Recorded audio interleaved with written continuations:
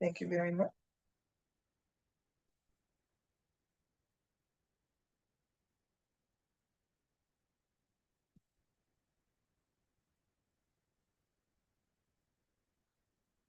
Real life? All right. Well, good evening, authority members. Good evening to everyone. I'm going to call to order the Northern Virginia Transportation Authority's Thursday, September 11, 2025 meeting.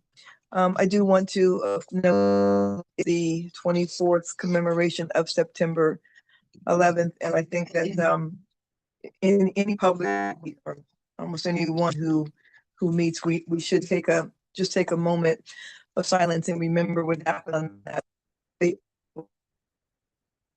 So if you all join me in a moment of silence.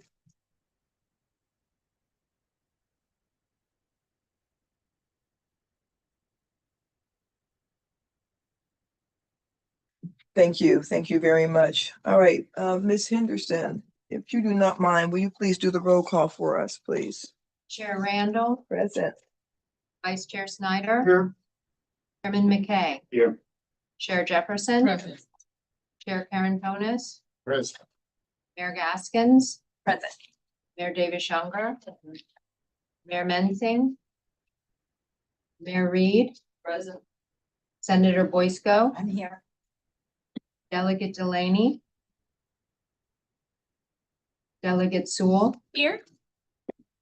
Chair Griffin, Mayor Colbert, Ms. Sinner, Here. Ms. Robinson. Here. You have a quorum. Thank you. Authority members, I think we're going to go on and do the consent agenda, and we have a deletion from the agenda, and then we will go back and do the presentation. So let me first say that without objection, I'm going to remove item number 10 tonight. We have to work on the item a little bit longer. It's not quite ready yet for prime time. So without objection, I'm going to move that item from the agenda completely. And now I'm going to read the consent agenda, and then we'll do presentations. Consent agenda is as follows: approval of July 12th, 2025, the minutes, meeting minutes summary. Approval of a standard project agreement, SPA for Liberia Avenue 3rd Lane eastbound, SPA 2022-314-1 for the city of Manassas. Approval of standard project agreement, SPA for the roundabout at Route 28 and Setley Road, SPA 2024-342-1 for the city of Manassas. Approval of standard project agreement, SPA for Northern Virginia ITS ICM improvements, SPA 2023-315-1 for Lake County. Approval of standard project agreement for the Franconia Springfield passenger rail bypass project, SPA 2020-313-1 for the Virginia Passenger Rail Authority. I will make a motion to approve the consent agenda. Is there a second? Second made by Vice Chair Snyder. Is there discussion on the consent agenda? Seeing none, all in favor say aye. Any opposed? That agenda will pass. That motion will pass for all authority members who are present. Let's go back now in item number 3, which is the Virginia Railway Express system. We have a lot of guests in the room today. That's wonderful. If you would please take a seat at the table and then introduce yourselves before the presentation, that would be wonderful. Thanks so much. Thank you all. Good evening. I'm Dallas Richards. I serve as Chief Engineer and Deputy CEO for VRE. On behalf of Rich here today, thank you all for having us. Nick will introduce himself, but I also want to acknowledge Christine Hefner in the back of the room here, our Director of Planning and Environmental Policy. We're here to share with you today our System Plan 2050. It is our vision, very much a vision. We've been working on this for quite some time. A lot of hard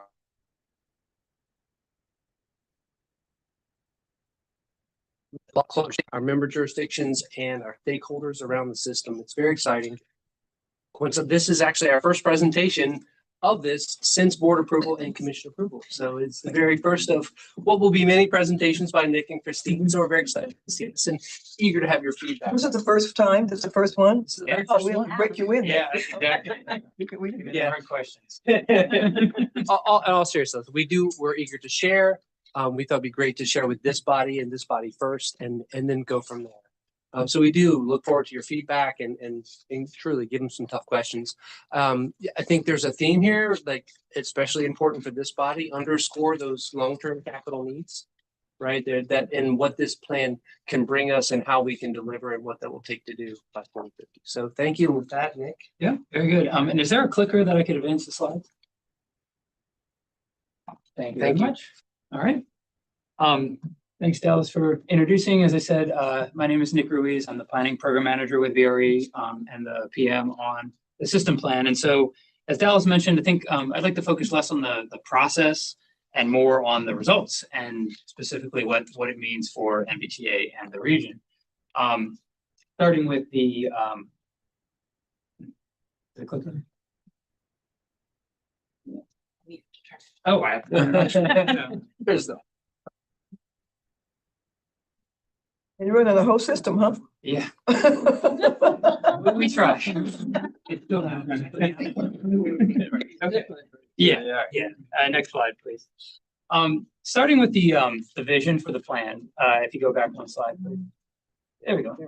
And this might be a familiar slide to many of you who have sat in kind of the ideation meetings and the pre-discussions as we were advancing this plan forward. But we really see VRE as a system that will grow to serve the region as a transportation service of choice, creating meaningful connections, economic opportunities in a safe, sustainable, and equitable manner. I don't know how many times I've read this to people over the 2.5 years that we've developed the plan, but I think it's important to read each word and really understand that we put a lot of meaning into each of the words, and we tried to craft specific scenarios, service scenarios, and capital scenario, investment scenarios based on every one of these words here. If you move to the next slide, just a little bit of background on what is in the plan. The system plan is comprised of a 2030 component and a 2050 component. The 2030 component really is the kind of nearer term, more achievable capital identification of capital needs and service plan based on projects that are largely planned and funded, to be honest. The 2050 service vision, that's the what do we want to be when we grow up? That's the transformation of this system from a commuter rail system to a more regional rail outfit. And you can see in this kind of hierarchy, 2030 service plan, 2050 service plan, as well as the identification of needs for each of those plans. I want to underscore something. We've made this point in a couple of forums, but just to underscore it here that the plan is not a budget. There's no dedicated or committed funding or projects in this. This is really kind of the vision for how we would like to advance.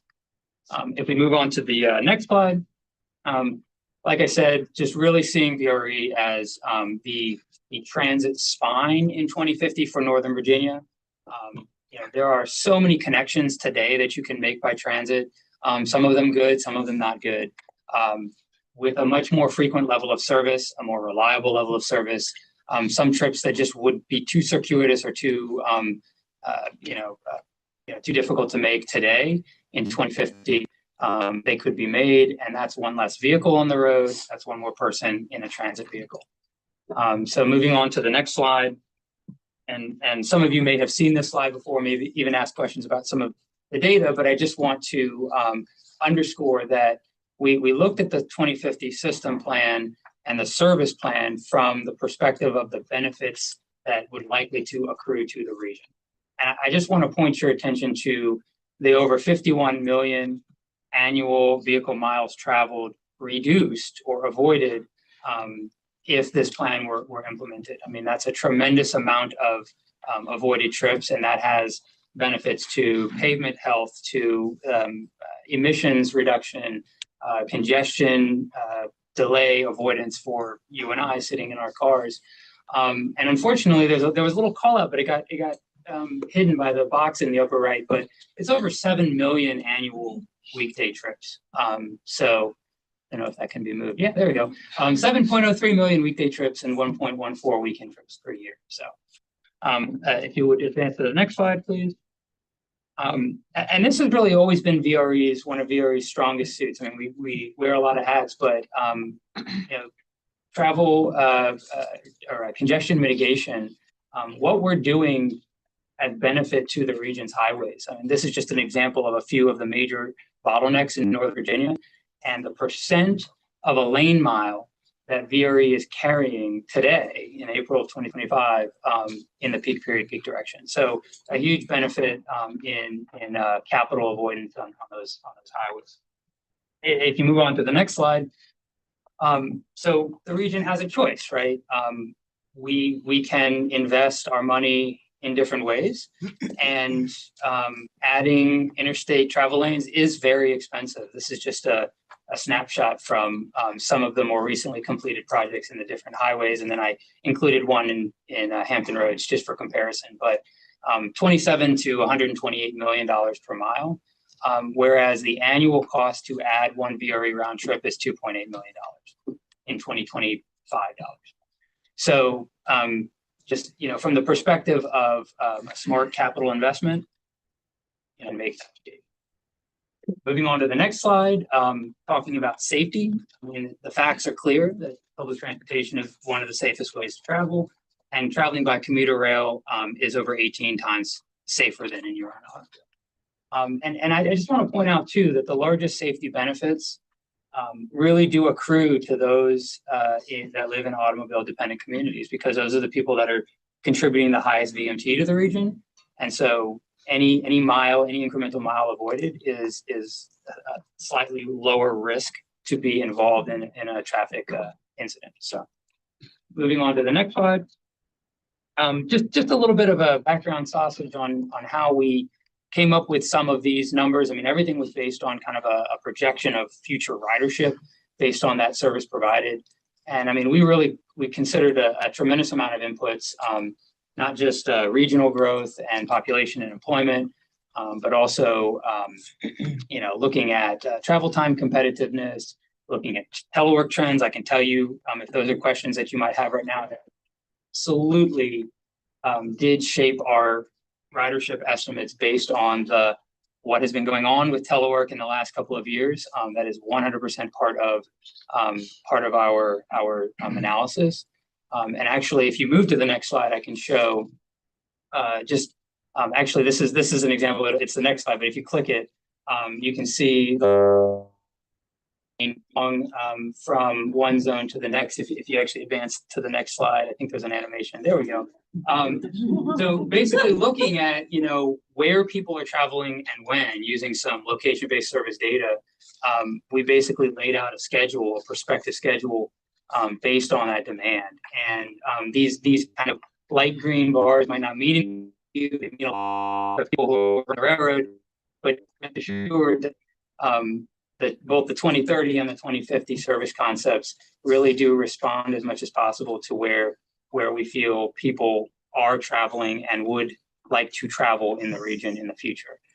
So that next slide actually has the telework. So this was just basically an example of the input, one of the inputs we used to come up with our ridership estimates, looking at the telework trends and the in-office. That's the in-office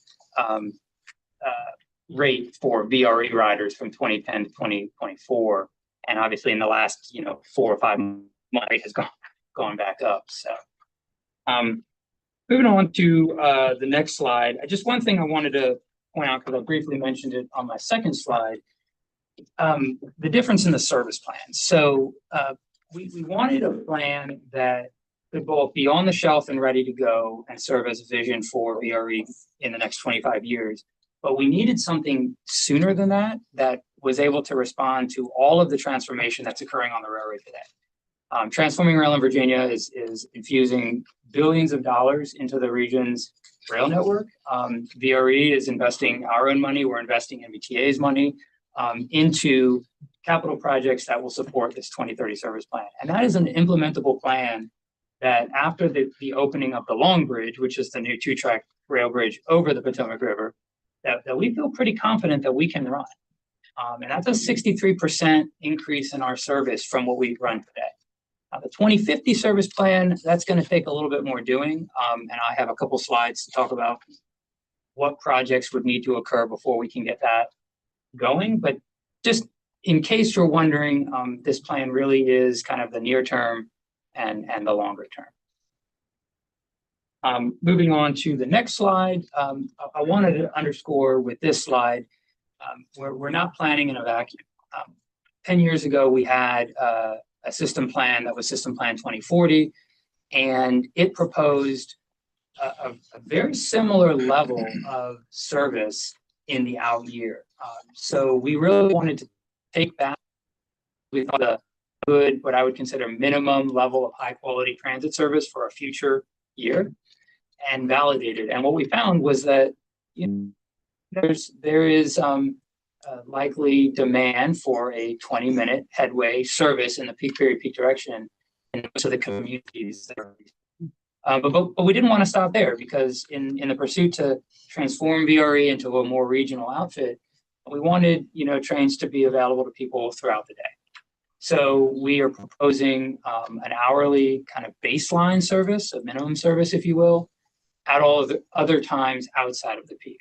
And I think that really does help to drive that kind of baseline level of ridership demand that could then be improved upon in the future beyond 2050. So that's the world in 2050.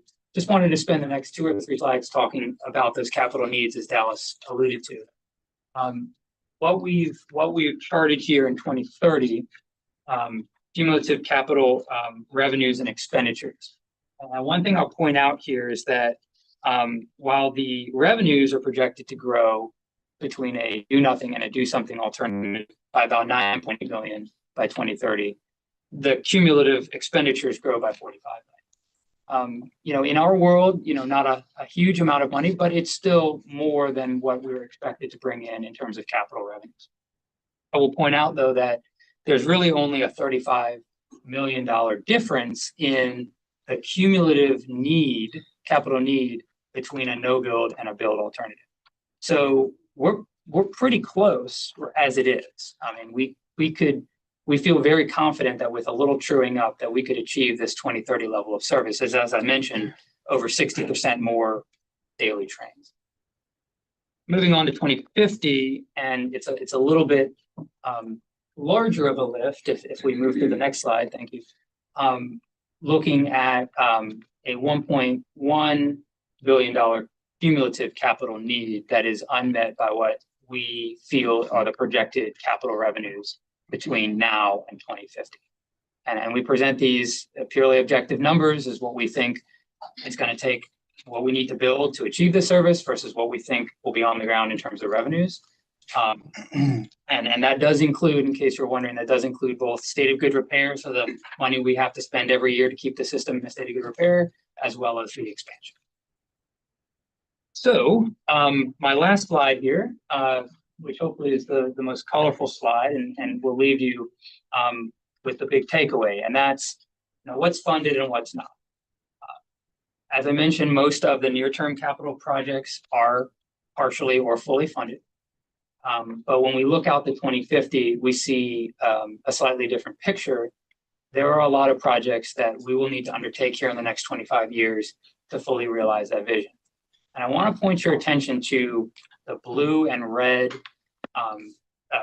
dots on the map, because those are the projects that, based on the current eligibility and current program guidance, would be eligible for NVTA capital funding, 6-year funding. So we did a little number crunching and found that roughly 40% of our capital NVTA 6-year funding, 1.39 billion.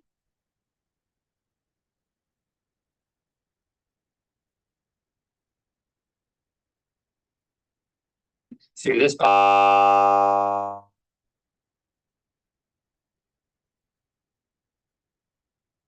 future leaders feel valuable FDRE. So that's my last slide. I will take questions. I wanted this to be quick and to the point. First of all, thank you. That was Really very well done and interesting. Authority members, if you have questions, please turn your lights on. I would imagine everyone in the Prince William County, Manassas Park areas, lights are gonna go immediately.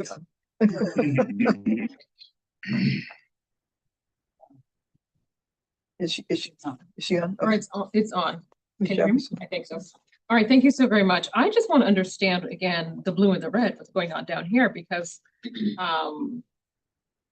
Woodbridge, Woodbine. Struggling to hear you. Oh, just 1 second.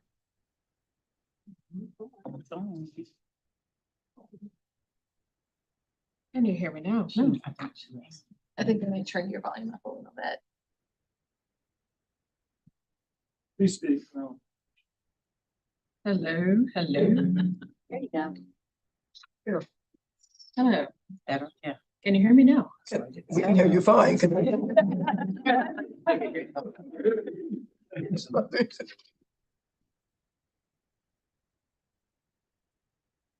Oh, I can hear myself think. All right. I want to understand a little bit more about the blue and red, not or partially funded and NVTA eligible. And so, because yes, that is a lot of me, Prince William County. Hi. Yeah. So specifically, you're talking about the Woodbridge and the Ripon. Bridge, Ripon, no, Potomac Shores is not up and running. And then Broad Run parking expansion. Yes. So for the parking expansion that we've identified, what we did is we looked at the likely future ridership from that level of service that would be attracted to those stations. And then we made some high-minded assumptions about what percentage of people would be driving versus what percentage would be coming to the station in other means. And that allowed us to arrive at a number. And that number is what the parking demand, in a very conservative way, would need to be in 2050, or excuse me, the parking supply. And then it was just simple subtraction. How much is there today? How much do we need to add? And we applied a unit cost to that dollar per space. So for Broad Run, this is obviously in the future, as well as Woodbridge, identified a slight increase in the demand for, or excuse me, a slight increase in the need over what exists today. Ripon was the same. The one other thing at Ripon and Woodbridge that you'll note is we currently do not have platforms there that are, or excuse me, at Ripon rather, that are long enough to accommodate our longest trains. We run 8-car trains. We run all different size cars, but in the future, our goal is to run uniform sets of 8-car trains. And so those platforms will need to be lengthened to permit all-door boarding of those trains. So you bake that in, as well as some planned future track improvements that the Commonwealth has planned in the Ripon area, which will require us to build an additional platform edge at Woodbridge. And so you mix all those together, and that's really the gist of the needed improvements at those stations. Okay, you good? I'm good. I might come back. I just. Can you have the microphone back, please? Absolutely. Any other questions? Takis. Yes, thank you. So kind of embarrassing, I should know the answer to that, but I don't. And the question is about the blue and red on Seminar Yard, midday storage, phase 2 and 3. What are they? And I consider that a critical investment. This is what makes this plan work. And I just want to understand what 2 and 3 is. Yeah, so that's a really good question. So there's some near term, we're calling it phase 0 and phase 1, right? That really we need to do to get the service that we currently run. Essentially, that yard is a replacement for a yard where we currently store our trains up in north of Union Station. But in the future, we'll need additional capacity to store the new train sets to be able to run the additional service. And then phase 3 is really that full build out where we envision that yard as not just a simple midday storage facility, but something much greater than that, more similar to the facilities down at Broad Run and at Spotsylvania.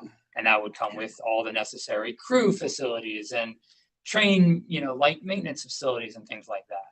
And I don't know, Dallas, since you're closer to that, if you wanted to. Yeah, just speak to the immediate part is we're beginning construction in mid-October for track repair, maintenance activities that will put us into service this year in that yard for a limited number of train sets that will help us in the very short term. And then working through up to that phase one work that gives us the number of consists we need. Eventually exit Ivy City Coach Yard for midday storage. Right. It will save us also a ton of money because we are not going to be paying Amtrak and Union Station. You said it, not me.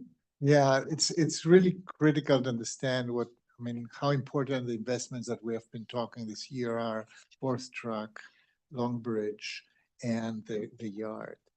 These are colossally important. This make all this, even if half of that is a dream, it makes it possible. Pair it with the fact that we can run, it's the same amount of capital investment, whether you run 2 trains or 32 trains. And the intention here is to get to 28. And that's what makes it really a very good proposal for a growing region, especially the southern part of the region. Thank you for that. Last but not least, how does the Long Bridge project play into the plan? So that's a really good question. Because it's not on our books, so to speak. We didn't include it in the actual capital need. But because it's, fully funded and under construction right now, under the beginning phases of construction, it is 100% essential to not only the 2030, but the 2050. I mean, I can't underscore that enough. I mean, without an additional 2 tracks of capacity and that passenger freight separation across the river, you could spend as much money as you want down here and it's not going to make a difference. Yeah, and in the Transforming Rail in Virginia TRV program, it is the crown jewel, right? And I joke, that not because I'm a bridge guy, but we say, that the bridge is to a railroad what a diamond is to a ring. It's that expensive part in the middle, right? And without it, it's a big hole in the track. And so we have to get across the river. It will change fundamentally what we do and how we do it, moving trains. In the idea that we will separate, not permanently separate, but basically bifurcate the passenger and the railroad parts. We still have interoperability between the 2 systems, right, if you will, but having that dedicated piece for those operations on the regular, right? There will still be freight trains potentially on one side and on either side, and still passenger trains on the other, right? That's an operating agreement. But having that dedication to be able to do that will change how we do. And having 4 tracks instead of 2, right? Think of that, right? It's a lot of capacity across the river. Thank you. Yeah, very exciting. Thank you. Thank you. Just a couple questions. Of course, we need to recognize NVTC, which is like the board is divided between PRTC and NVTC, so we need to recognize their critical role here. The question I have is kind of a big one, and we can follow up. But with ridership not recovering from the pandemic on VRE the way it is on Metro, and you're asking for a lot of money. The question is, what marketing analysis have you done? Number one, and number two, perhaps a future map would be really useful to show you connectivity to Amtrak and to other providers in the region, because the best thing that sells these investments is that they're going to be part of a seamless rail system that will serve a big part of Virginia, especially Northern Virginia, obviously. But for example, if I'm going to go from Falls Church to Richmond, using this system, how do I do it? Mhm. And do I save money or not? Or time? So those are just a couple of questions. But the most specific question I'm interested in is your marketing analysis about will people actually ride this after we build? That's a really good question. And actually there was a slide, it was the one that had, let's see, it was that slide. market analysis data considered. So a pretty significant portion of the analysis we did in the first phase of the plan was was to do what we called a general population survey. And we, to my knowledge, I don't think VRE had done one of those before. It wasn't just a matter of asking riders what they thought, because of course a rider already on the train is going to tell you what you want them to, you know, what do you want to hear. But this, we actually sent out random mailers and did random phone calls through a third-party service to people in the region, and we asked them about, you know, their transportation habits, kind of like a very, very small version of the surveys that COG does. And what we found was that the largest barriers to using a service like this is travel time and reliability. Surprise, surprise, right? And so the two things that we had tried to achieve as much as anything else in these service plans was, can we get the trains up the line faster and make those connections more seamless? And can we provide a more frequent service when people are traveling?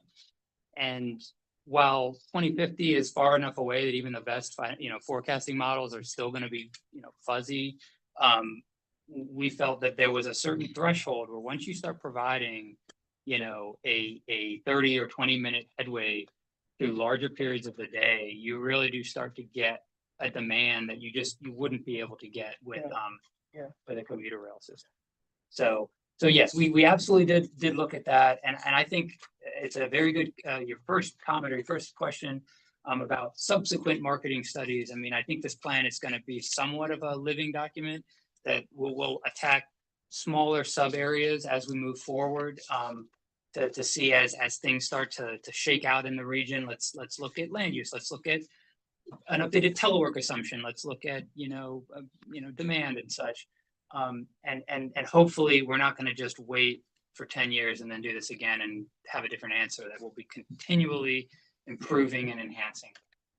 And I want to amplify that and answer the other first part of your connection question as well. If you go to the next slide for us, I just want to point out, like, there is so much data to this, and that market analysis piece that you're asking about. This is streetlight data. It's almost creepy, right? Like it's tracking your cell phone service. So you can see, we zone these out. We basically put a digital fence around these particular locations within certain distance of our stations.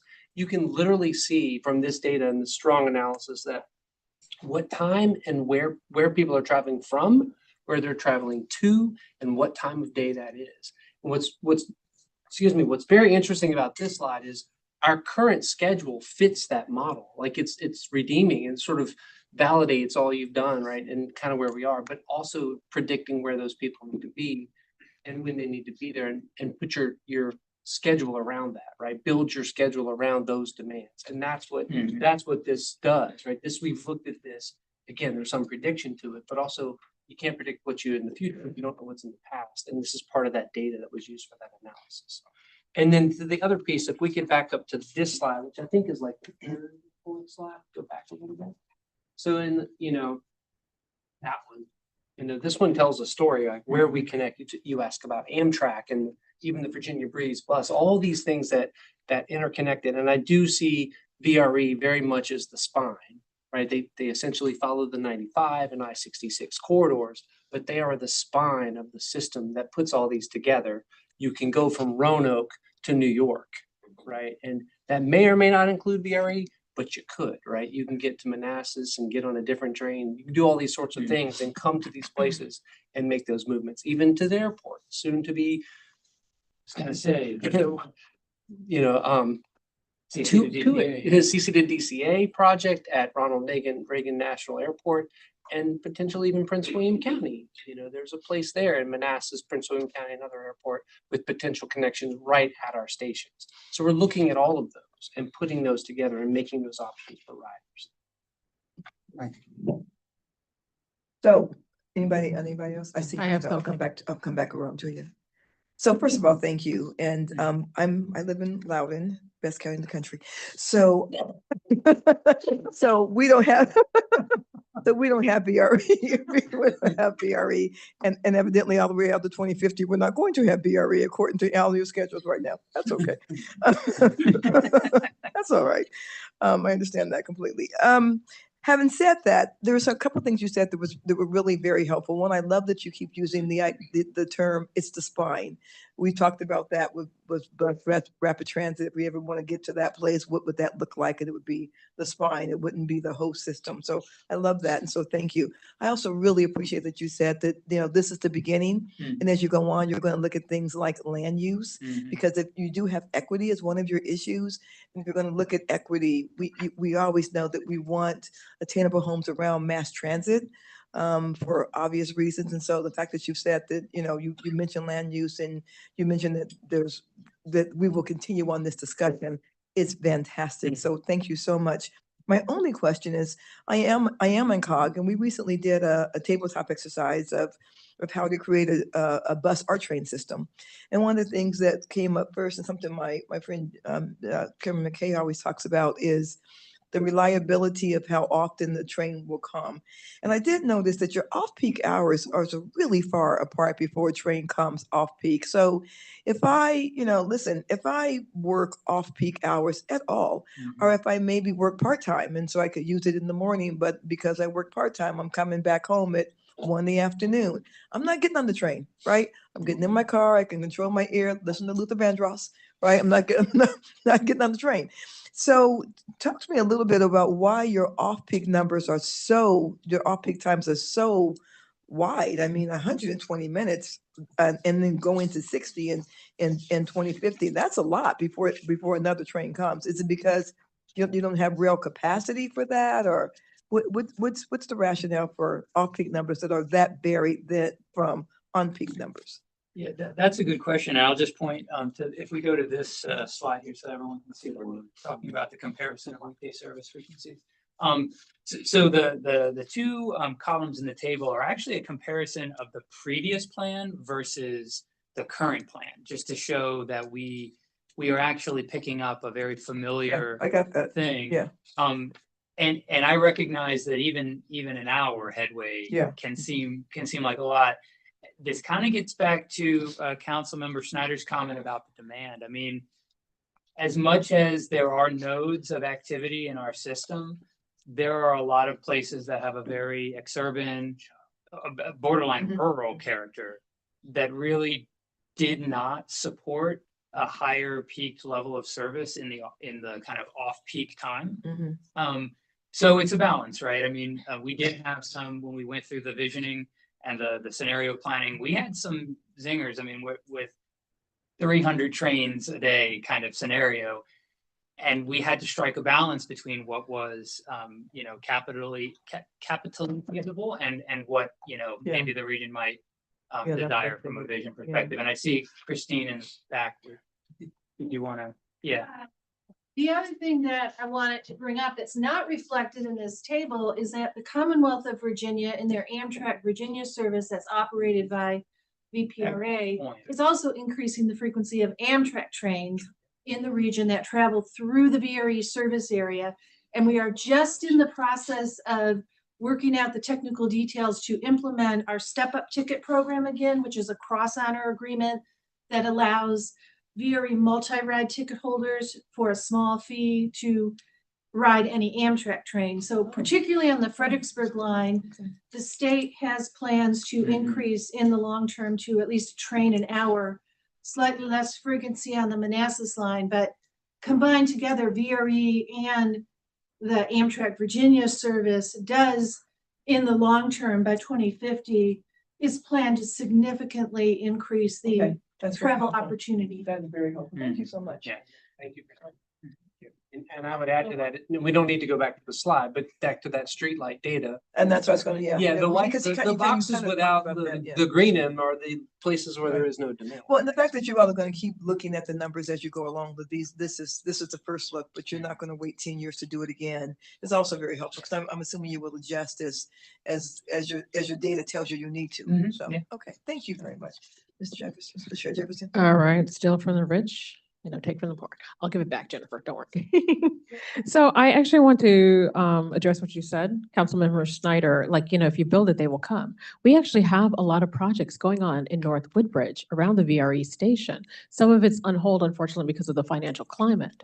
But we are going to have increased density in that area. And my concern has been, we're going to have even more density in that area.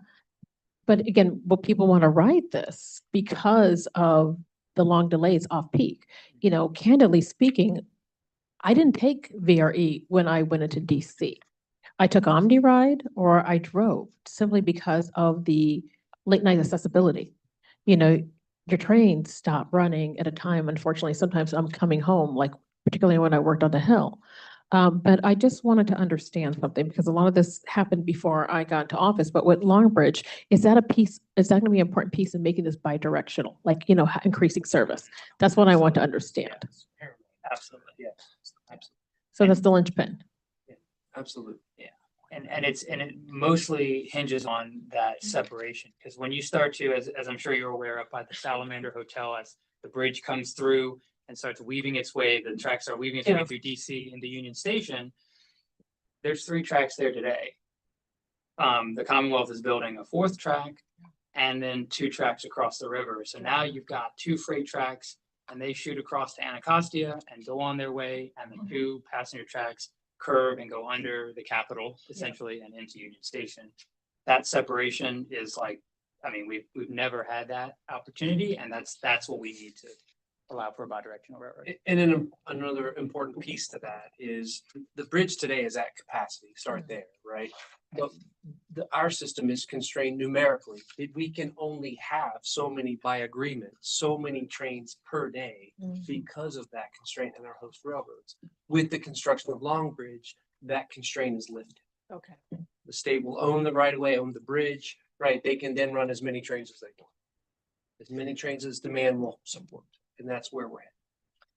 Authority members, we have to maybe end this conversation because we have quite a bit to do still in a closed session. And so thank you very much. We appreciate it. We appreciate the We won't give you all the money tonight, but we'll be back. We'll be waiting. be back. Answer, we'll be back. Authority members, I actually missed an item. I should have said items 10 and 11 will be coming off the agenda tonight for the purpose of giving that a little bit more time to work with. So again, without objection, it's not just item 10, it's item 11 as well will come off the agenda tonight. So we have item 9, then we have the discussion items, updates, and we will have a closed session tonight.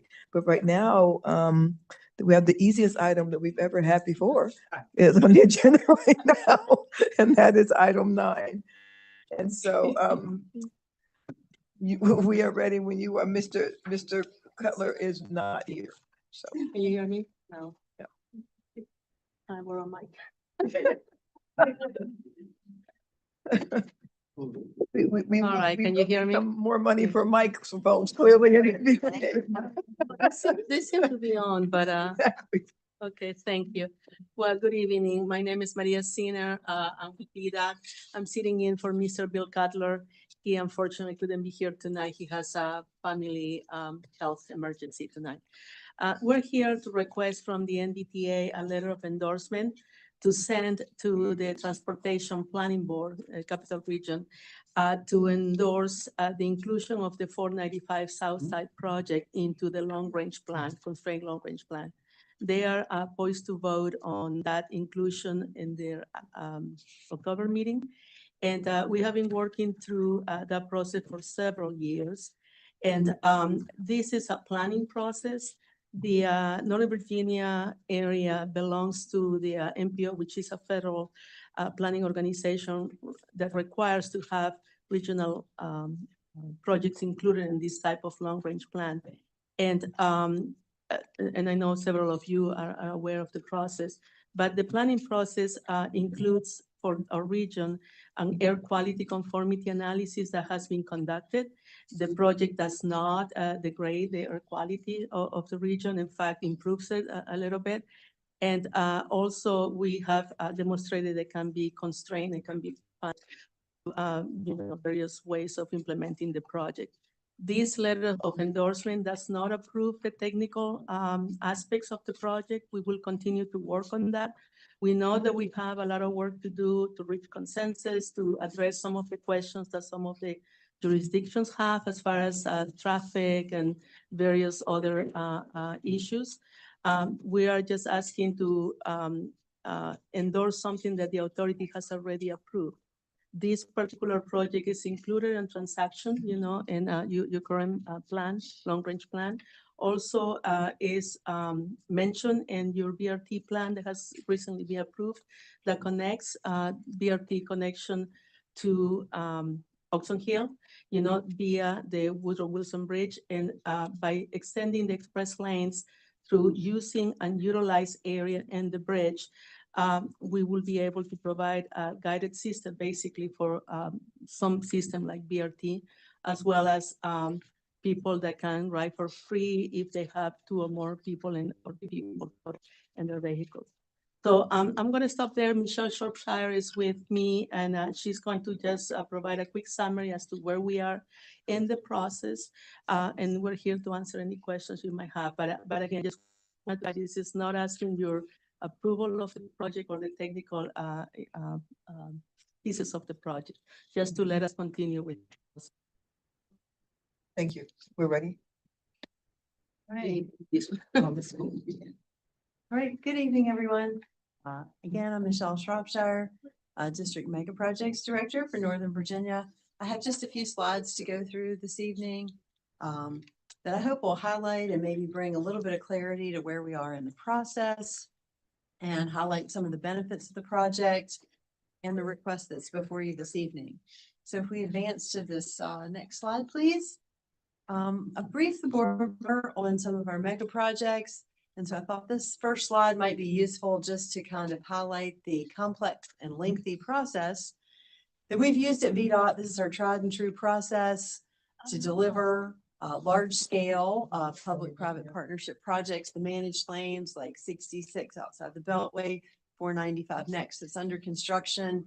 This is what we would use for 495 Southside. And you can notice that where we are, that little green tag is all the way over on the left-hand side of the slide. That means we're very, very early on in the process, as Maria alluded to. And while we are working on this study and have been working on it for a while, and all of the analysis and studies we have done so far indicate that we have a solid project that will deliver substantial benefits for the 495 Southside corridor, we still have a lot of work to do.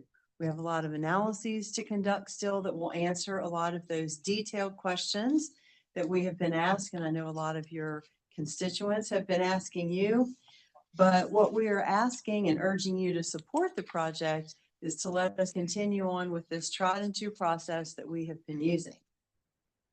On our next slide, I just wanted to highlight our recommended preferred alternative that we presented to the public at our public hearing in June of this year. We've been working on this study for 3 years, and the 2 express lane alternative in each direction is the build alternative that we feel will best address the current and future transportation challenges on this corridor. We'll be adding more capacity with the 2 express lanes in each direction, and that will be in addition to keeping the current number of general purpose lanes that would exist in the corridor today. We would have reliable trips. We would have faster and more reliable service, both for vehicles and important bus transit. And we'll talk about that in a few minutes, how that is going to be baked into the project. We'll be moving more people faster, not just more vehicles, but we'll also be moving bus transit faster along the corridor.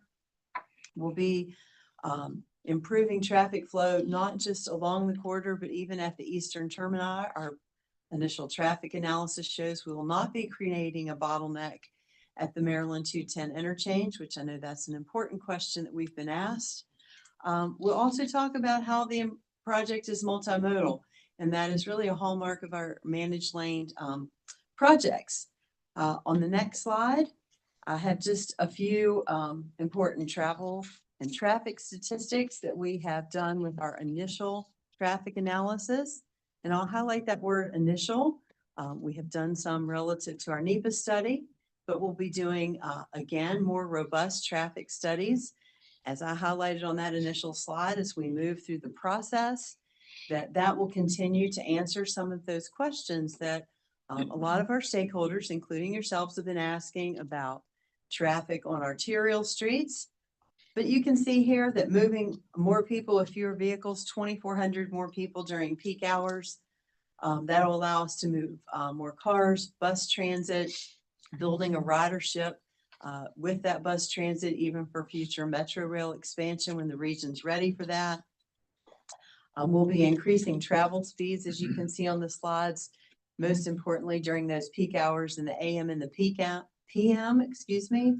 That will be in the general purpose lanes, which is important as well, not just for those that choose to use the express lanes, but if the general purpose lanes are moving faster, that will keep people on the Beltway and off those arterial streets, which has been kind of a reoccurring concern that we've heard a lot of people express. On my next slide, we want to talk about, again, multimodal features that are really game changers for these managed lane projects that we deliver. All of our managed lane projects have had significant multimodal features that we deliver. We have some wonderful commitments already, even though we're very early on in the process. First, we are committing in our environmental assessment to a new transit bus line between Central West Prince George's County, Maryland, and Tysons, Virginia. That'll be a commitment in our environmental assessment. We're also committing our environmental document for that preservation of space, how we would convert the 2 express lanes back to allow for future metro rail expansion when that project is developed in the future. I know that's not on, no definitive plan has been announced yet for that, but if the region wants to implement that in the future, we will have that reserved as a NEPA commitment, which is federally enforceable, as well as it will be written into our procurement documents, which are legally enforceable for that procurement in the future. We're still determining the financial feasibility for the project, as was highlighted on that process slide. And that happens as we move through the procurement stages. So those details are still forthcoming. And that could identify, as we move through the procurement, additional opportunities for more transit investment that have come with some of our other P3 projects in the past. On the next slide, we highlight additional multimodal features that we are committing already at the NEPA level with the project. And this includes 7 miles of bike and pedestrian accommodation, both in Virginia and Maryland with the project. We presented this at our June public hearing. These highlight on this slide just some of the areas that have been looked at already in conjunction with the localities that we've been working with for the project. And again, this is already a commitment.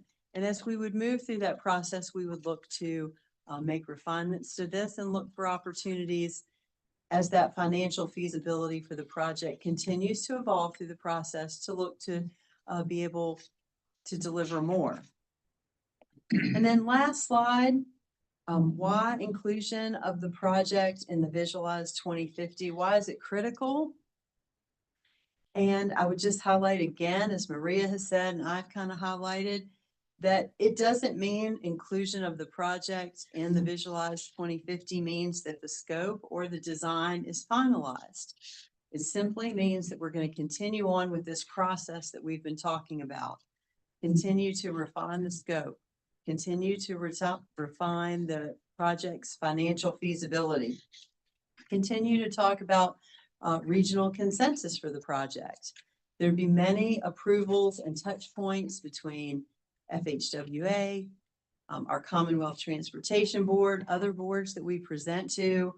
So there's a lot of process and approval that is yet to come. Not supporting the project really stops the work.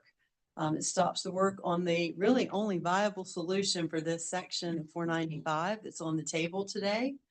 And that would really be a detriment to the whole region. It's not simply a road project we're talking about, but we've highlighted all of these multimodal improvements that come tied to the 495 Southside project that deliver important improvements for the communities that surround it. It kind of be like if your health insurance stopped you from getting a procedure before your doctor even let you get diagnostic tests or let you have a physical exam. What VDOT's really asking is let us do the diagnostic work to continue on with the 495 Southside project. You know, VDOT's a leader nationally in delivering P3 projects. We'd like to continue to be that leader in delivering the 495 Southside project. Our other projects delivered to date have and will, over the term of the concession, pump $5 billion into the Northern Virginia region for transit improvements, which that's an impressive number. And we're very confident, as I said, with the analysis we've done to date, that the 495 Southside project will make significant improvements to the corridor and the communities that surround it. So we simply ask for your support this evening for the project. Thank you very much. Thank you. Anything else, Mary? Thank you, Michelle. Other than, I cannot stress enough the opportunities for future revenue. Some of you are familiar with the commuter choice programs that NVTC manages. That revenue comes from this type of deal. And they are improving, you know, multimodal opportunities, adding additional transit lines. Some of the money is going toward Long Bridge. And, you know, the sky is the limit, basically, if we are to proceed and to have a deal moving forward, but we're not there yet. All we're asking is give us the opportunity to continue and to have those conversations with the localities and all the stakeholders. Before I go to everyone else, I'm going to go to our state officials first, since it's a VDOT project. So I'm going to take, if this were to pass tonight, would you all come, how often would you be willing to come back and give NVTA updates? As long as you need, you know, as many times as you need. Okay. All right, I'll go to Senator Boysko and Delegate Sewell. As I said, this is a VDOT project, and so usually I go to locality, but this is kind of more of a state item. So thank you, Madam Chair. You know, I sit on the TPB board and have heard many presentations of this. I am keeping an open mind. With the fiscal constraints that we're seeing at the federal level, I have some concerns on the fiscal level. But also, as we move through this process, I'm also, you know, hearing from constituents, hearing from colleagues who represent this area who have expressed some concerns. It's just a difficult time to be making a decision on this right now. I know, and appreciate all the time and willingness to talk through this. I've certainly appreciated having one-on-one conversations with you all, but I'm not in a place tonight to. I'm just continuing just to listen. Thank you, Madam Chair. thank you, Delegate Sewell. Thank you, Madam Chair. Christiana. Yeah, I was going to say, thank you very much, Madam Chair. Okay. In order for us to receive, thank you. Well, first off, thank you very much for the presentation as well and for the update. I feel that it's critical that we continue to support and allow for the work to continue. It's already been noted that, yes, we have the desire to make sure that we are spending our dollars very fiscally in a responsible manner. And the only way that we'll understand that feasibility financially is if we continue this process. So I firmly believe in allowing that process to continue and look forward to future updates along the way, should we get to that point. Thank you. Right, thank you. Other people who might have comments. Oops, other people who might have comments, Mr. Chairman Kay. Yeah, I was gonna make a motion, but I'm gonna make some comments first. First, we're not supporting the project tonight, and I just want to make that perfectly clear. I think it was presented and made perfectly clear. No one's being asked to support this project tonight. We're being asked to support inclusion, you know, in a list of projects so that it gets into CLRP. The Commonwealth can continue making progress on this and get some of the answers in a much more clarified way to the community that has raised some concerns. I mean, I've worked on a lot of these projects. I don't know how you don't continue refining the project so that some of the real questions that people have asked can be answered. And I will say, and I do want to thank VDOT, because I think the number one concern that most people had is made very clear in here about the commitments of future metro expansion. And I know this corridor well. I know that metro is critical to the long-term success of the economy in this area and for obvious infrastructure reasons. But none of us sitting here with a straight face can say that's likely to happen in our lifetime. And so when I look at the no build delay numbers, they're unacceptable. Up to an hour delay in this tiny segment of roadway, which I will say right now, looks like the approach to the American Legion Bridge during every rush hour. It is dead stop, it is backed up, and people are bailing and using neighborhood streets. That, if you double that, you have shut down this corridor. I mean, that's just the reality. And so the only short-term solution to that is to get more people in buses. And I am still, extraordinarily disappointed that this segment and these communities in this segment don't get the transit benefit that everybody else on the Beltway gets. And that's, to me, is a big part of this decision. Do you want to increase bus ridership? Do you want to increase carpooling across a bridge that will have a 1 hour delay if you do nothing while we wait for someone else's lifetime to get metro? And I don't know how you can not do something. And unless you live in this area, it might be okay to, if you don't live in this area, it might be okay to do nothing. But for the people who do live in this area, they have real concerns. But the number one concern that I hear from people is this section of roadway is shut down during rush hour. And so I would just suggest that it's really important to continue to refine this. I will add that if this is not included in the CLRP, the project likely just goes away, period. We will change in administrations, as our General Assembly members know real well in Richmond. And to be able to keep this on the plan gives the next administration an opportunity to more collaboratively, candidly work with Maryland and our Maryland partners. And the American Legion Bridge has shown if there's not that cooperation between our two governors, who pays the price? The environment and the commuters in that area.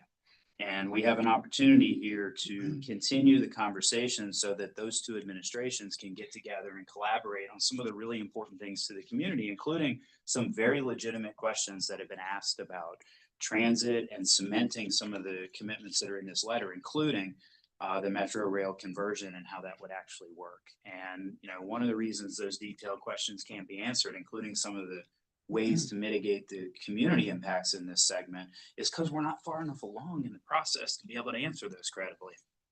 And you have to give that a chance to be able to happen. And so, I'm happy to make a motion, Madam Chairman, when we're ready, but I will say that I would like us, and I'll make it in the motion, but I am going to say that a part of the letter that has to be amended when we talk about the critical next steps, getting bottom of page 2, where we talk about, this is a critical next step to allow a further investigation to occur. We have to add to that this is the way that the very legitimate concerns that have been brought up by the community and the jurisdictions most impacted by this project can get answers to them.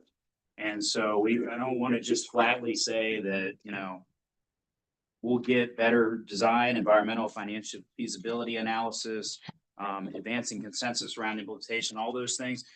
The most important reason why we would continue this is so that the real questions and concerns that have been raised by the jurisdictions affected by this can get the answers that they need to be able to fairly evaluate whether or not this project moves beyond being in the CLRP and to construction.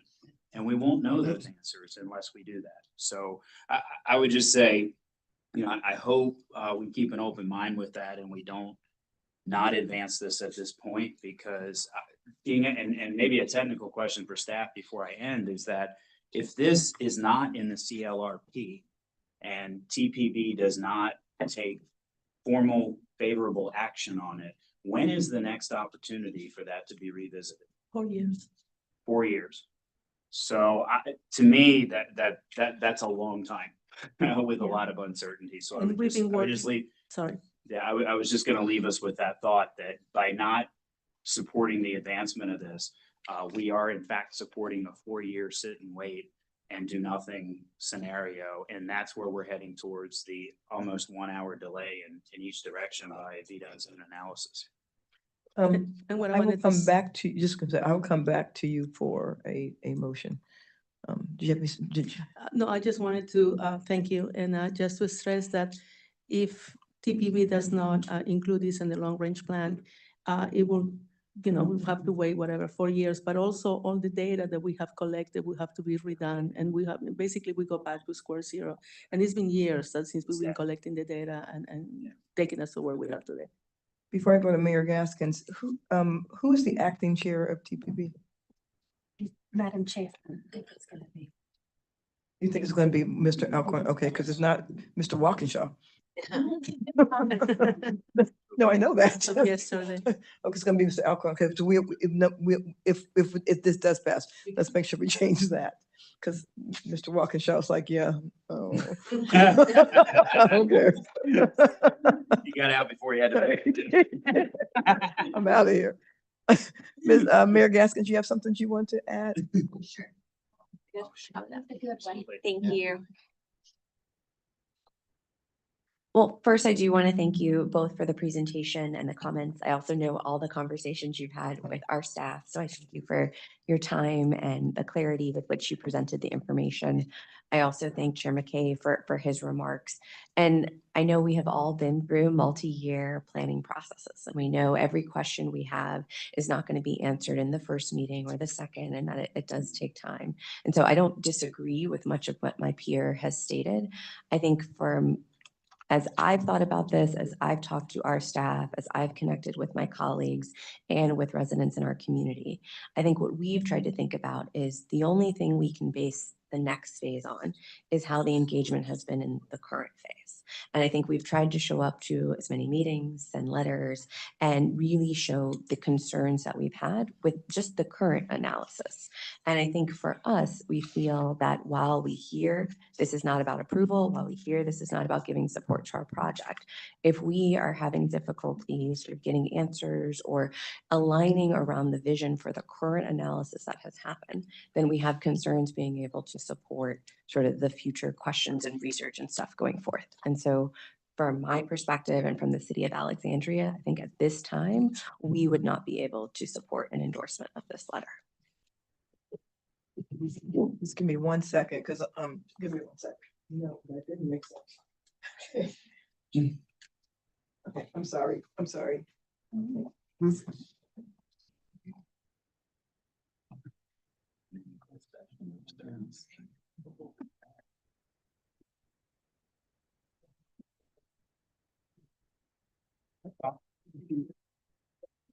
You got you though. Okay. Other discussion? Anybody else?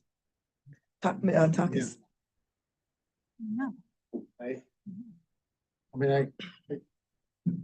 Thank you, Madam Chair. I sat on TPB for quite a while and we had this conversation.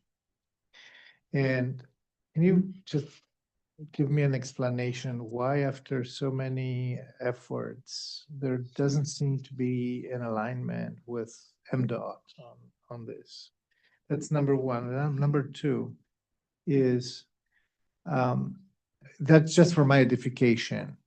Is this something, this is a project that extends beyond the district NVTA can invest money, right? Is that okay for NVTA, just legally, to endorse a project that? Because they're not asking us for funding, we do endorse Right, okay. projects that are outside of our I area. mean, my concern is that even if we endorse a letter here, this is not going to fly. It's not going to succeed at the TBB because the last time I checked, the, our regional partners were not ready to support that. We have continued to work with the regional partners and, discuss, have several technical meetings with MDOT as well as, Prince George's counties and others. And, yeah, it is a steep, hill still to climb. However, we are here in front of the Northern Virginia Transportation Authority and asking for the support for the region. Does it make sense for the region? It is already approved in your transaction document. It is already approved in the BRT action plan. And that's what we're coming to you for that type of support. You want to address the discussions with them now? Yes, I mean, we have been partnering with Maryland State Highway the entire time we've been developing the project. We've been sharing all of our analyses, all the data that we've been doing.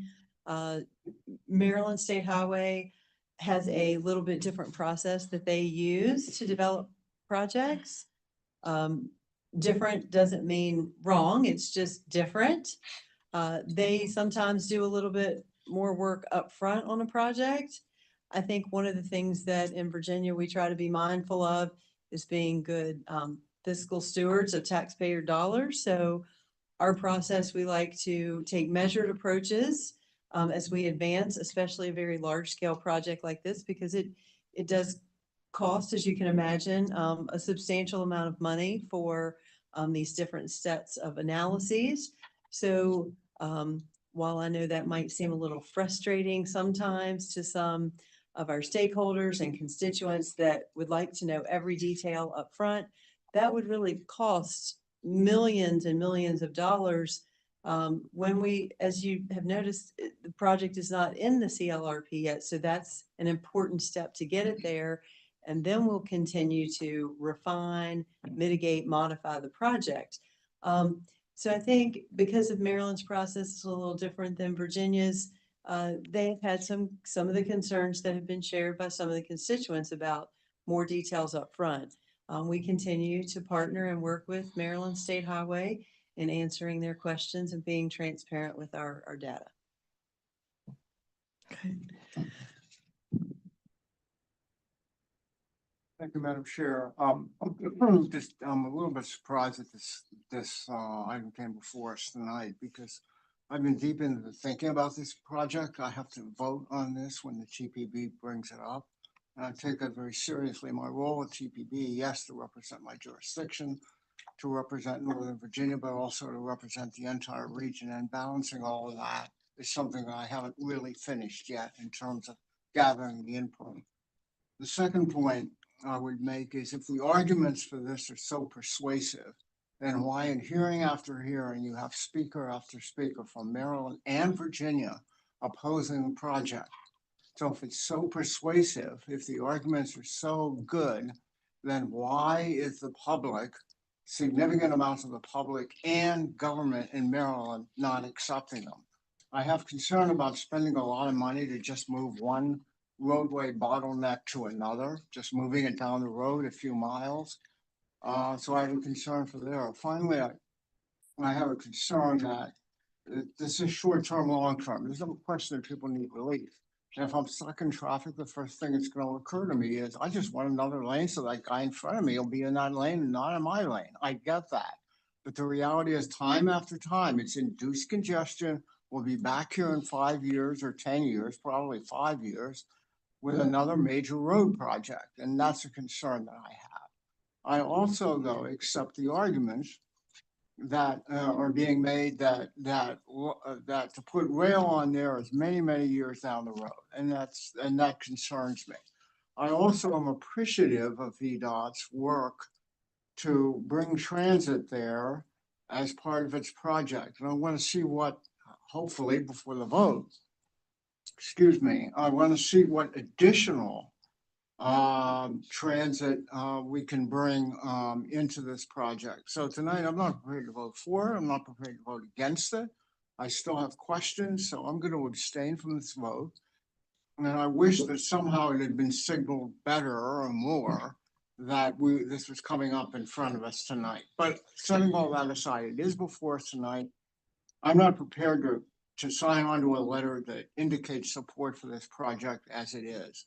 But I do have an open mind. I am seriously looking at this, as you well know. I've attended at least parts of a couple of the hearings. VDOT has held more hearings than it's required to hold. And again, I appreciate that. But again, you go to these things, speaker after speaker, public officials after public officials are simply not accepting the arguments that we're hearing tonight. And so I want to know better why and what we can better do to address it if they're capable of being addressed. And I don't have to cast that vote when TPB takes it up. But tonight I'm going to abstain because I'm just not prepared to sign on to a letter that supports this project as is. I may be in a position to support this project as it evolves and certain things are addressed and maybe certain changes occur that bring more public officials bring more public officials along in support of it. So we're not just simply moving a giant bottleneck with spending millions of dollars just to move that bottleneck a couple miles down the road. Thank you. So I would say this, first of all, I'm not as familiar with this area as other people are. And when I'm not familiar with this area, I lean on my colleagues on this authority who are familiar. And this has been an interesting conversation because I have colleagues who represent the same people, the same constituency, who have differing views. I will lean into Mr. Chair McKay more because he literally has more constituents in the Commonwealth of Virginia than anyone except for the 3 statewide elected officials, literally 5 statewide elected officials. And so when he says his constituents, that is, I think, 4 times more than a state senator and like 7 times more than a state delegate. So I can't not hear that when it's that number of constituents, and I can't not appreciate that. I also, for me, I understand what Mr. Vice Chair Snyder was saying, but I don't know that I can ask you all to give us more answers and to clarify things further and to fully know what could possibly happen if we don't let it move forward. I don't know how that works. And so again, we're not voting today to approve anything. We're voting today to allow this to move. And you can't get answers if you just say, no, we're now finished, because that in itself is now we're finished. For me, I also take NVTA's core values very seriously, and one of our core values is equity. And so if we have a corridor where people are not moving, especially depending on who's in that corridor, we're not living up to our own values of equity. And I take that, no matter who you are in the region, I take the equity discussion very seriously. So I do believe if possible, the other thing I want added to this letter is you all will come back and talk to us on a regular basis, whatever that regular basis might be, because I would want to know how it's going. And I would have to trust with VDOT that if you saw some issues that you just couldn't overcome, you come tell us that. It won't be just press on, no matter what, but you come say if there's something that you really feel is not something that can be managed. The term induced congestion is always a kind of a confusing term for me because there's congestion now, or we wouldn't be having this conversation. And so induced congestion means you build a road that's going to bring more congestion. I don't know that yet. And so again, I need to see I need to know better of that in the future. And saying that doesn't help the people who are sitting in the congested areas right now. So I don't know that helps either. So I rarely, even on my board, I really vote to not have more information. I make decisions on information. And since this vote is a vote to continue so that we will continue to get more information, I will vote in the affirmative on this vote, believing that I'll learn more as time goes on, and you all will come talk to us more as time goes on. And we have been great partners with the NVTA. We work together on so many other endeavors, so you have our commitment on that. Yeah. I will go to Mr. McKay for a motion. Thank you, Madam Chair. I support, well, let me first move approval of the letter attachment with two changes to it. Yeah. One at the bottom of page 2. We need to add to the sentence after the inclusion of the project is a critical next step. We need to add in there that this is, in addition, a critical next step to make sure that our member jurisdictions who have raised significant issues with this project can have those issues addressed. I think it's really important to acknowledge that, especially. Are you trying to get back to the issue of how often they come and how often they talk to us and that Well, kind of thing? I am, and I think This we've had sounds like- another NVTA further request. Okay, That it be all right. regularly updated on the progress of those conversations, because ultimately, we're here from jurisdictions. Some of our member jurisdictions have problems with this.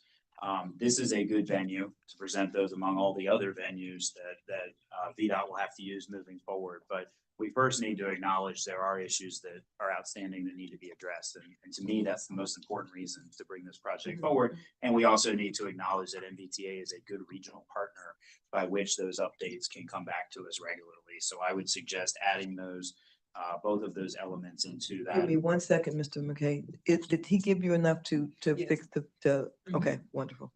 And, Okay. and further, I want to support what everyone here has said. Honestly, I'm not supporting this project beyond a concept at this point, because I think the devil's always in the details. And what I am supporting is anything above do nothing is the only thing we should be thinking about. Because you have the one section of interstate roadway in all of Northern Virginia that has no transit benefit. We've seen this play out before. No matter how much Virginia does approaching the American Legion Bridge, it's a bottleneck. And so to me, continuing the conversation about this is good for addressing the jurisdictional concerns that have been raised, but it's also giving us a chance. Give the Commonwealth a chance to work with their partners in Maryland. And I think that chance happens with another administration. I'll just be that blunt. I think one of the reasons, and I'm going to step in for staff from VDOT, which I shouldn't do, but I am going to do. I think some of the questions that they are being asked are difficult in part because there isn't the cooperation that needs to be there between the state of Maryland and the Commonwealth of Virginia. And I'll be so blunt as to suggest that's a political problem that needs a solution. And I would sure hate to tie the hands of those leaders for the next 4 years to not be able to revisit something that has come this far, that I think Okay, I'm going to ask you to finish your motion so we can get a second and then speak, do all this inside the motion. Yeah, I think there are ways to solve not only the jurisdictional issues, but also the issues in Maryland. And without advancing this, that does not You happen. want to finish the motion though? Because what was the other changes you're making?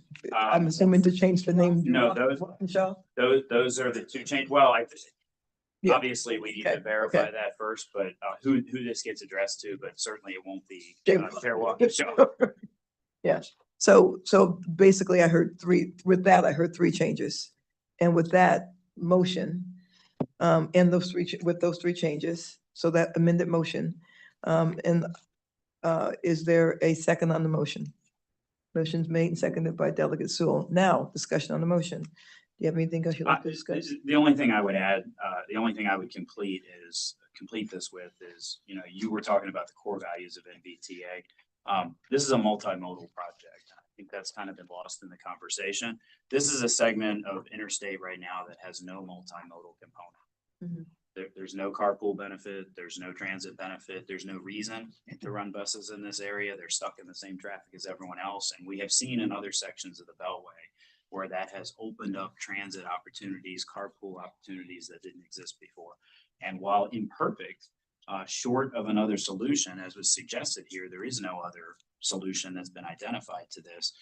The idea of congestion building up to almost an hour, I would say, goes against everything NVTA stands for, from an equity standpoint, from an environmental standpoint, from a multimodal standpoint. To me, this hits home close to the core values that NVTA has. And I'm not going to emphasize the equity piece anymore, other than to say we shouldn't be in this situation to begin with, because frankly, if equity had been a consideration when the express lanes were built on day one, they would have been in place a long time ago, like it was okay to do everywhere else in Fairfax County and down I-66 and down Interstate 95, 395. That didn't happen because decisions were not looked at through an equity lens, and you have a part of the region that gets no transit and carpool benefit. And to me, that's unfair. Other discussion on the motion, Takis? I'm sorry, I shouldn't call you by your first name. I apologize. Chair Karakonis. Oh, that's fine. Thank you. So I mean, to me, this is not a new conversation. I mean, we know that, we are always skeptical about, you know, how practical this is in the current situation of TPB. The one thing that disappoints me, and maybe Chairman Kay is right, it's a political problem, and then your administration will attack it in a different way. I really hope that. But I've seen until now really a viscosity in the way we didn't get, you know, to advance the project and the understanding of what needs to be done on 495 and across the bridge with MDOT. So I don't know if I have to be, I mean, I want to be realistic here. My intention is to abstain. Obviously, we have less of a impact for everybody in the region. We are thinking about the entire region. We have seen that, you know, even after the Franconia interchange, etc. You know, things have not incredibly improved. What has happened is that the cost of using your car basically to move around has gone up for most of us. Improvements, yes. So this needs a lot of work still, in my very modest opinion. So our position will be to abstain here, but I am very skeptical as if this is going to be. I mean, there will need to be a lot of a diplomatic effort to get TBB to include it. That's and I mean we have heard with Council Member Snyder here, we have heard the same testimony and was really very vertically against that from the other side. Yeah. Councilmember Snyder. Just to conclude a couple things. First of all, frankly, with the benefits laid out tonight, I don't understand why Maryland doesn't support this, frankly, but they don't. And it's gonna fail unless, as Chair Carantonis made a minute ago, there are significant diplomatic efforts and more multimodalism actually be injected into the project. And I said, I have an open mind. I really do have an open mind. And I do think progress has been made by VDOT, and I appreciate that. But I'm afraid my vote tonight, if I vote for this, will be interpreted as a vote for the project, and I'm not there right now. I'm simply not there. But I could be there depending on where folks go. And again, casting that vote on behalf of the entire region when I sit in the chair at TPB. Thanks. You guys good. So again, I'll speak to both to all the committees or bodies that I sit on, including being chair of the county. I try really hard to vote for what's in front of me. And so, you know, to say if I vote for this, it means if I vote to move this forward, it means I'll support it eventually. I don't subscribe to that. I don't have a crystal ball. I can't always see down the line. So I'm going to vote for what's in front of me. And what's in front of me is, do we want to keep having this discussion? What's in front of me is, do we want to move this forward? What's in front of me is, do we want to give? Because we know we're going to have a new governor. We don't know who that's going to be, but we know we're going to have a new governor, a new administration, an opportunity to or a chance to work with Maryland. What's in front of me is, you know, if there are people who are against it, as I believe Mr. Snyder, is he saying that? Are there the people who live in the area? Are there the people who are sitting in the traffic? Are the people who have no transit options? Who's actually against this? Because and that means I want to know more. I'm asking those questions genuinely, so I want to know more. I can't know more if I just say no tonight. So who's actually against this is a question that I would have. You know, I think what what VDOT heard, what you all from VDOT heard tonight was maybe some things to consider when you go back. Do you consider, does it need more multimodal options? What are they not explained enough, or are there not enough? And so I do see these conversations as ways to give you all feedback as well, and to say what's on people's minds today and what people are thinking about today. But again, if I'm going to be able to make a decision ultimately, then I have to be able to get more information, and I can't get more information if we stop this right now. So the motion was made by Mr. McKay and seconded by Ms. Sewell. And so this, now remember, everyone, that the way our beloved chairman, Jerry Conley set this up is is two things. One, it has to be a 2/3 majority of population and a 2/3 majority of people who are present. Is that correct? Did I say that correct? And there's one 2/3 of more. the members present voting, 2/3 of the jurisdictions Yeah. present voting. Yeah, I said it right then. That I said that. Only because I want to follow this, and I'm trying to follow it closely. Am I going to do a roll call vote? I'm not doing a roll call vote to anybody in the spot or nothing like that. I'm just trying to make sure I follow it, because I've also heard people say they're going to abstain. So I want to know that I know what I'm hearing when I say it. So I'm going to do a roll call vote, and Ms. Henderson, you and I are going to follow this roll call vote, right? Okay. Mr. Caratonis, you're going to abstain. Mayor Gaskin? Nay. Nay. Chair McKay? Aye. Thank you. Senator Boysko? Abstain. Abstain. Councilmember Snyder? Abstain. Okay, Mayor Davis Younger? Aye. Delegate Sewell? Aye. Chair Jefferson? Abstain. And I am an aye. I have no clue what just happened. Oh, I'm sorry. I'm sorry.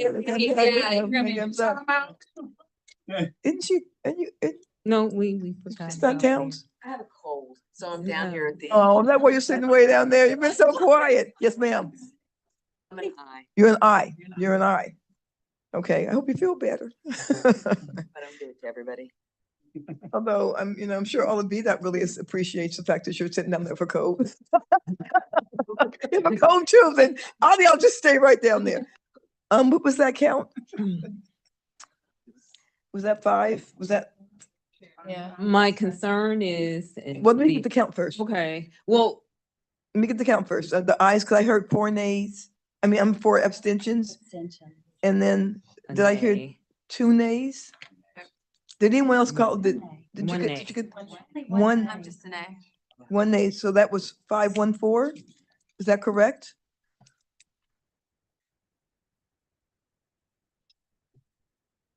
Yep, that's 514. That's correct.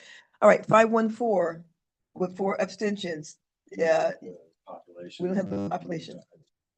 You don't have the localities. We don't have the localities. You but we don't the have the population. We don't have the localities. Okay. So then that vote fails for lack of having the number. We have the population, but for lack of having the number of localities present, that vote will fail. Is it anyone here who just abstained who wants to do anything else with your vote? Sure, Rachel. Yeah, Clarify. yeah. It's the population and the locality. It's both? Without Prince William or Alexandria, based on the numbers. Are you sure? I don't know the numbers, but based on what we track the population percentages without Prince William, and if Prince William were to change. Prince William or Alexandria. If one locality changed, it would change both population and both. Okay. Well, back to the. It needs to be a large population. Yeah, it would I need, understand in that. short, not to put you on the spot, Chair Jefferson, it would require Chair Jefferson. And yeah, to- that's why, yeah, because everyone else is involved. So, okay, one more time, before this vote will fail. Madam Chair, may I? No, you may not, because we're in the middle of the vote. I'm sorry, Okay, but yeah, this is when I actually start running the real tight meeting. So No. I'm sorry, no. No? All right, well then that motion was 5-1-4. Thus, the motion that was made by Chair McKay and seconded by Delegate Sewell will fail. All right, now, ma'am. Thank you. And I know I've said this before, but I just wanted to highlight again that this body, as the regional body for the Northern Virginia area, has already approved the project in transaction. Mhm. As stated, express lanes extending them from the Springfield interchange to Oxon Hill. This body has also approved the BRT action plan and unanimously. And in that plan, there is the connection of BRT from Alexandria to Oxon Hill. And this particular project, if we proceed, again, we cannot remove a spoon of dirt from Maryland or impact Alexandria or Arlington or other stakeholders without having that consensus and to have had, to go through all the processes in order to implement the project. So just wanted to reemphasize that this has already been approved and is part of your core values. This is the first time I've ever dealt with this, and I am darn near a Robert's Rules of Order expert. No kidding, but I'm not kidding. But this is the first time I've ever dealt with this. So help me out, Mr. Lungi. Normally, a person who's on the prevailing side of a motion can bring the motion back. However, this motion failed with a non-prevailing number. Because there were 4 people who abstained.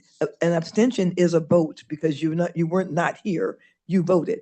So I don't know, because the prevailing vote for yays was 5, which would normally say you could bring that, the people who voted aye would bring it back. But as it failed with 4 people who abstained, I don't know how that works. I've never had this happen before.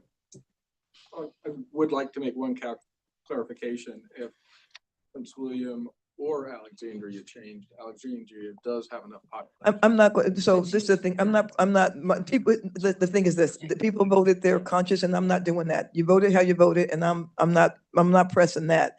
I am simply saying that we got a whole month, and if somebody wants to take a look at this again, talk to anybody else and bring it back, I don't know, so per Robert's Rules of Order, who can do that, since the prevailing vote, the majority of the people who voted aye. Right? That is normally the prevailing vote. But in this moment, it failed, so that wasn't the prevailing vote. I don't think Robert's Rules of Order cover this. Now, to be quite honest, honestly, usually if it's not covered by Robert's Rules of Order, it's a call of the chair. It's a call of the presiding officer. Yes, it is. That's how that works. I'm not, listen, that is actually, I dare anybody in this room to know more about Robert's Rules of Order than me. You don't. That is how that normally works. So at that point, the decision I would make is that anyone who wanted to revisit this vote because of how this failed, I would allow that to happen. Because it doesn't make any sense to do anything else to me. Yeah, It just doesn't. I'm sure, correct me if I'm wrong, but for a motion for reconsideration, the motion has to be made by someone on the prevailing side. But I don't see, is there anything in our rules that prevents us from bringing an issue back for a second time? I don't think so.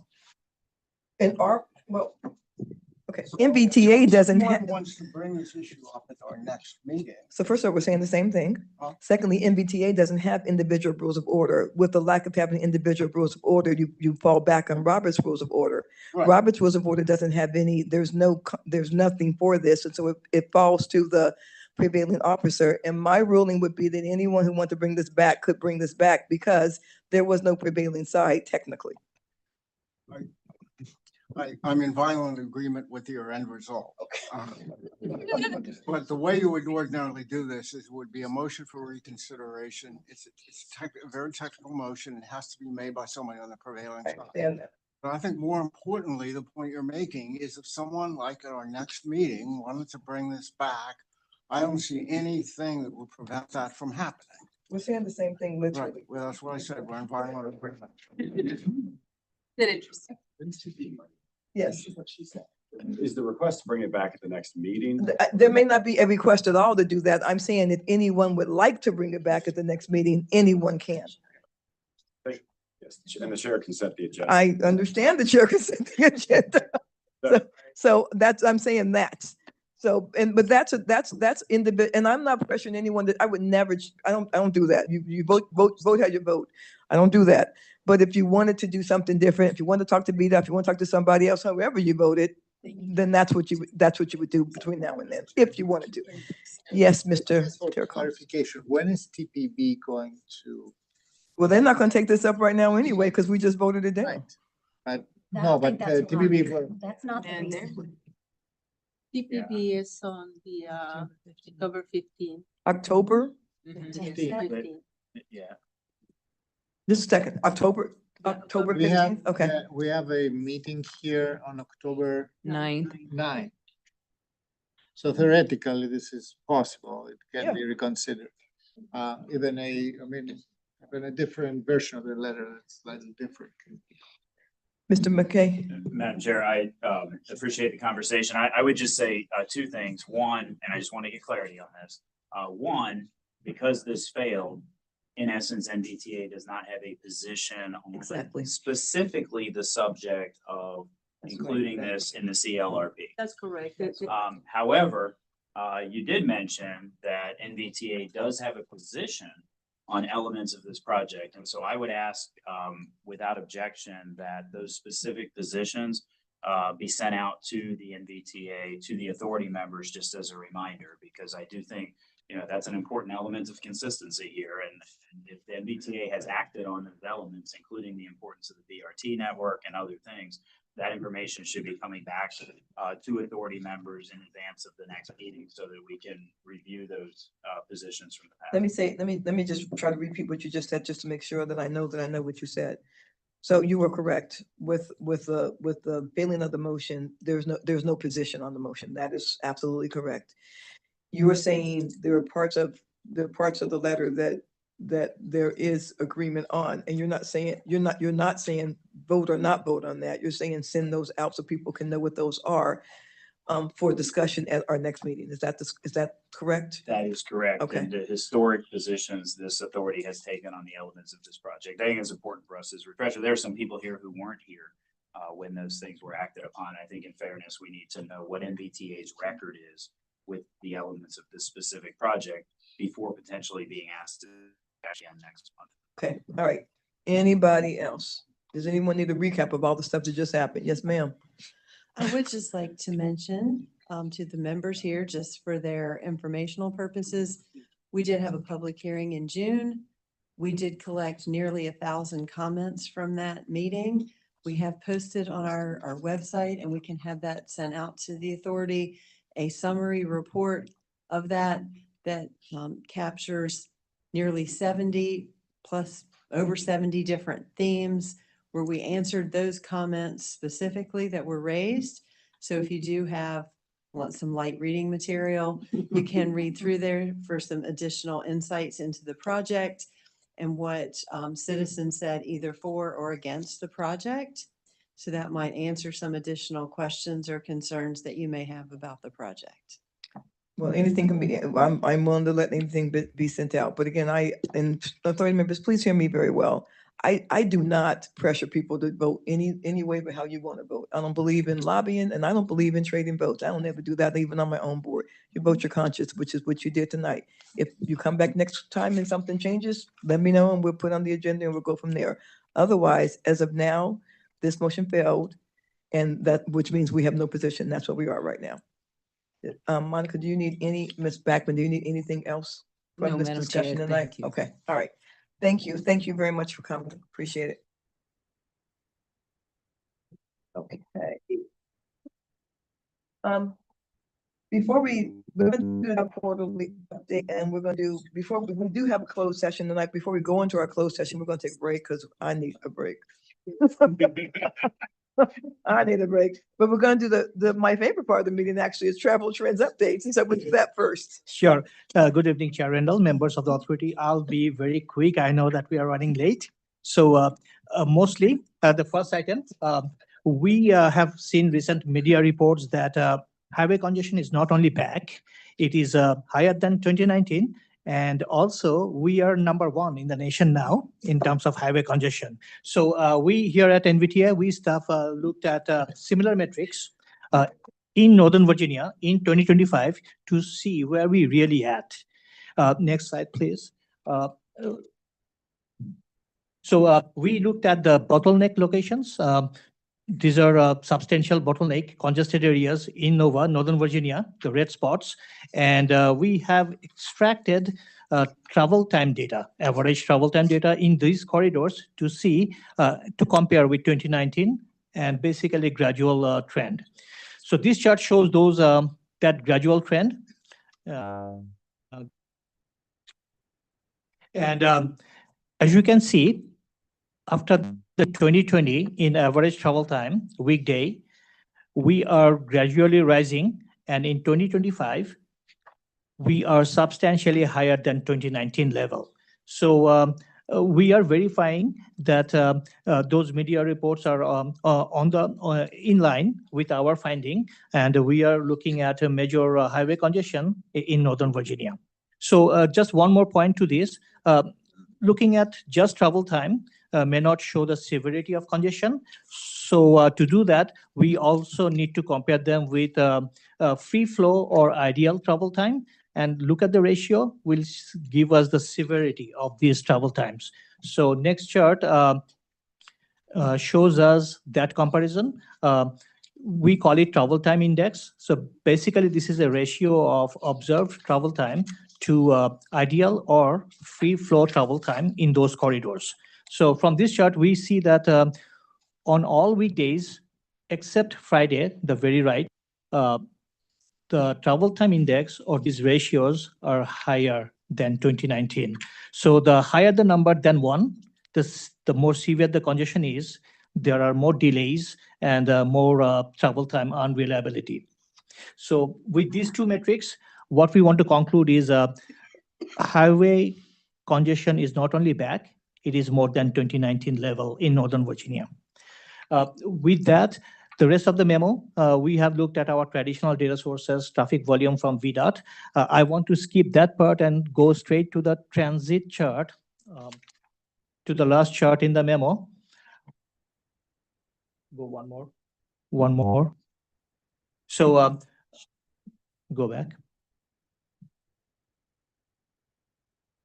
Okay, so our standard transit chart that we've been observing all along these years, the top 3 lines are the Dash, Fairfax Connector, and OmniRide. They continue to show strong ridership, strong recovery than 2019 or compared to 2019 level in this quarter, in the second quarter of 2025. And the green dotted line, it's hard to see on this chart, but it's just below the 0% blue line, is the Metrobus. They are within 83% of pre-COVID ridership level, 2019 ridership level. As always, the bottom 2 lines are for Metro Rail. The orange line is for the Metro Rail, and the lowest blue line is for VRE.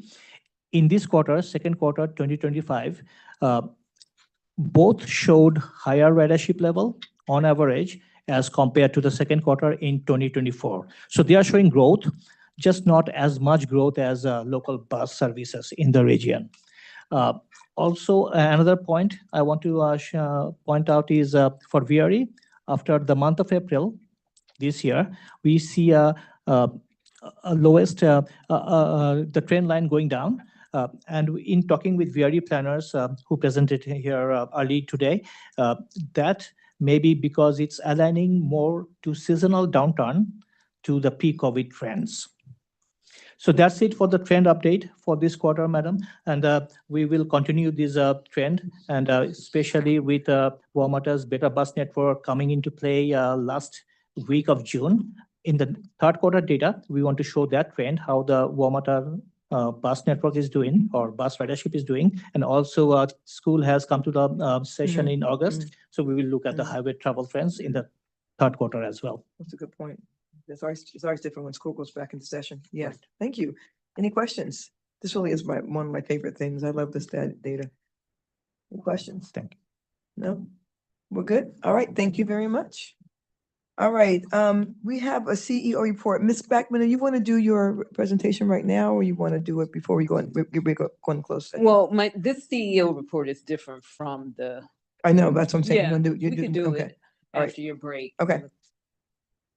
So CEO reports, a few things I want to call out to be brief. The State of the Region's Transportation Network, which is our second annual, will be held on Wednesday, October 22nd from 8:30 a.m. to 11 p.m. Registration is open.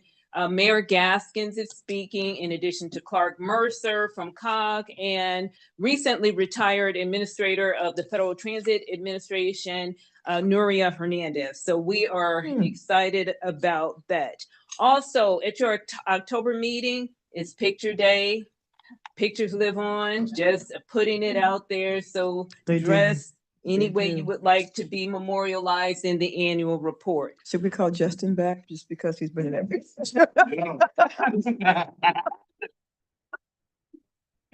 He's not gonna know what to do. Additionally, Madam Chair, I wanted to know project status update. With the focus on project delivery, and I really want to give a nod to Amanda and the planning team, but specifically Amanda, because we've had her position as project grants and delivery manager for a little over a year now. We have reduced the variance between expected and actual reimbursements by $470 million. Whoa. Amanda is not playing. She is When she not. She is contacts not. the jurisdictions and agencies, she is not playing. And that's for fiscal 25 alone.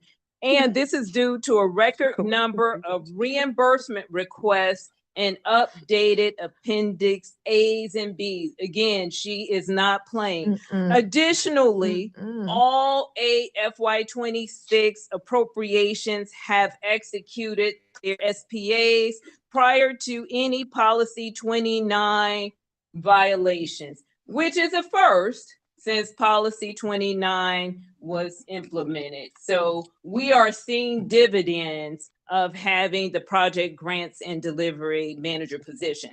Lastly, I will note we had the call for projects for the FY 26 to 31 fiscal year 31 6-year improvement program update that was in May. Applications were due August 1st by 5 p.m. We have a total of 27 applications from 8 applicants, and the total request is just shy of $1.3 billion. Now, like I always say, we don't have $1.3 billion. We will go through the process. I will note the resolutions of support are due by October 1 by 5 p.m. We always add a little extra time for that, but we are well oversubscribed looking at, in finance team, they're working on the numbers, but I can tell you this, we don't have 1.2, 1.3, we don't have that amount. Thank you, Madam Chair. Thank you very much. Thank you very much. And on that note, exactly. My only thing is two things. We will do Ms. Bachman's review tonight. It's actually past due, and so we will take a break before we do that. I do want to say and thank Monica Ms. Bachman and the staff. I don't know if everyone knows this, but a couple of weeks ago, the city of Atlanta bought what they call the LINK program, which is the Leadership Involvement Network here. 140 people travel to this region from Atlanta to try to understand, everything about this region. They do this on a yearly basis. They take elected leaders, business leaders, staff, all kind of people just to understand and learn from different areas. And so there were 2 panels that I sat on with Mr. McKay, but one of them was here, and it was on bus rapid transit. And I have talked to the mayor of Atlanta since they left a couple times, just to express how much he learned here and how great he thought that was. And so it's a huge deal to be able to host another state, and gosh knows to host a full room, and so they could get information about all types of things. But as far as we were concerned here, it was bus rapid transit. So I want to thank you, Monica, and I want to thank the staff. You guys did a phenomenal job on that. And the mayor has called me, Mayor Valento has called me since then to say that. And I enjoyed being on the panel with Mr. McKay and Mr. Caratonis and Ms. Jefferson, Chair Jefferson. It was a very good information item. So that's all I have, except I'll say we also have a new congressperson. So, and he understands local government. Sure That's what's most important. He understands That's local the government. key. And we all have his phone number. That's also the key. All of us have his phone number. Okay, with that, we are going to take a 10-minute break and then come back and get ready to do Ms. Backman's review. Okay? All right, thanks everybody. 10 minutes.